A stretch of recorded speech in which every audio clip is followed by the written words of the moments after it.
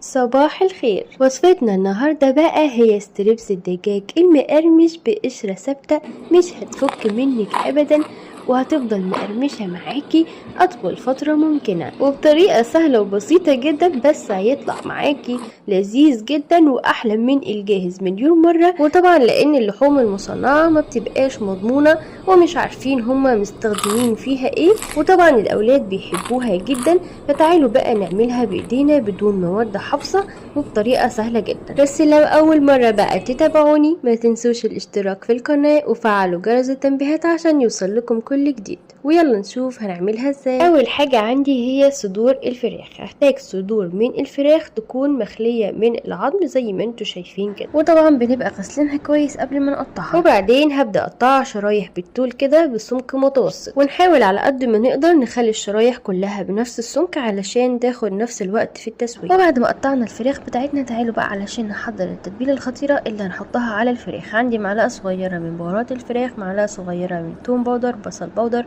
وبابريكا وفلفل اسود، وربع معلقه من الحبهان المطحون، وكمان معلقه صغيره من الزعتر، وملح، وربع معلقه من الكركم، ومعلقه صغيره من الكاري، وكمان معلقه صغيره من الكزبره. وهنقلب بقى كل ده على بعض. والخلطه دي فظيعه يا جماعه، تقدروا تحطوها على اي نوع الفراخ، بتبقى حلوه قوي قوي، والزعتر بيدي طعم حلو جدا. ودلوقتي بقى هنجيب بيضايه واحده ونحطها في البوله كده ونضربها بالشوكه او بالمضرب، وننزل عليها بمعلقتين صغيرين من التوابل اللي احنا عملناها ديت، وهنقلبهم كويس جدا. وبعدين هنزل بقى بقطع الفراخ كده في التتبيله.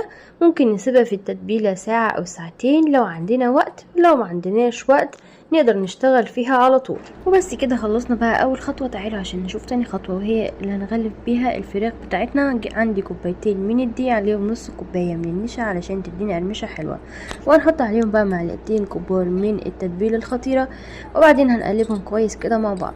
ودلوقتي بقى هجيب الفراخ بتاعتي، هنزل كده بنصها في الدقيق وهقلبها كده من تحت لفوق بالشكل اللي انتوا شايفينه ده، وهبدأ كده اطلعها واحده واحده، بس هنفضها كويس علشان تديني الشكل المكرمش اللي بيبقى على الستريبس من بره. هنبدأ نحط الكمية التانية. طبعا انا عاملة كمية كبيرة لان هشيل الجزء منها في الفريزر والباقي هعملها معاكم.